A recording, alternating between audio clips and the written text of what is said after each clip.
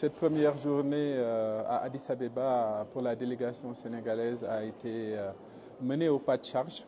Le président de la République a commencé avec sa délégation au sommet du MAEP.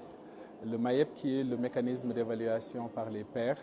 Et lors de ce sommet, les pays ont présenté les rapports. Le Sénégal a présenté le sien, suivi d'une allocution du président de la République.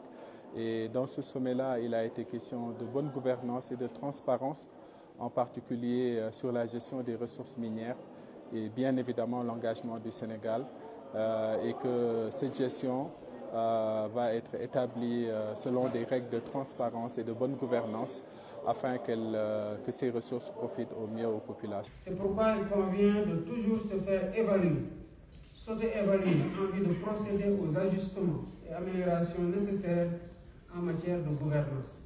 En début d'après-midi, le président a participé à une réunion de haut niveau sur le financement de la santé, en particulier à partir de ressources domestiques. À la suite de ce sommet, le président a eu quelques audiences. Une première audience avec son Excellence Ruto, le président du Kenya, avec qui il a longuement discuté sur le renforcement de la coopération entre les deux pays qui ont beaucoup à offrir. Ils ont souhaité un renforcement de la collaboration entre les deux secteurs privés.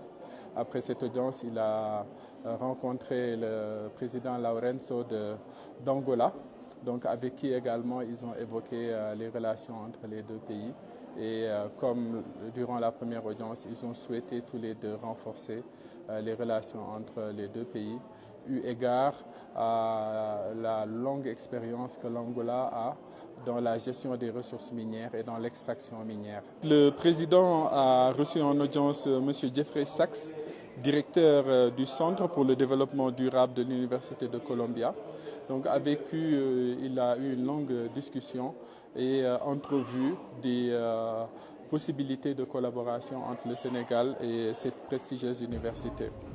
Le président a ensuite reçu Mme Nardos Bekele Thomas, secrétaire exécutif du NEPAD. Mme Bekele Thomas a longuement remercié le président, non seulement pour son appui personnel, mais pour l'engagement du Sénégal en faveur du NEPAD, qui est un projet important de l'Union africaine.